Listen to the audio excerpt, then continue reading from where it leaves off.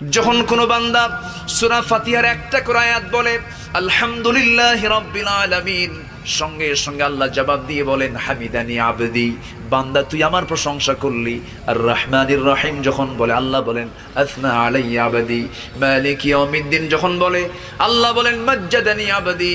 এরপরে যখন বলে ইয়াকা না'বুদু ওয়া ইয়াকা নাস্তাঈন পর্যন্ত যখন বলে আল্লাহ বলেন বান্দারে তুই আমার কাছে কি চাস, প্রাণ খুলে চা রে বান্দা।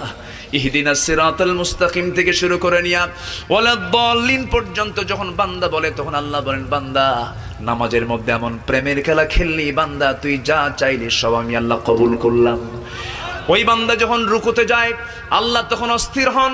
ওই বান্দা যখন সিজদায় যাওয়ার জন্য প্রস্তুতি নাই, সমস্ত ফেরেশতাকে ডাক দিয়ে বলেন ও ফেরেশতারা, এই বান্দাগুলো আমাকে দেখলো না, রাসূলকে দেখলো না, কোরআনকে দেখে হাদিসকে বিশ্বাস করে আমাকে খুশি করার জন্য তার সবচেয়ে সম্মানজনক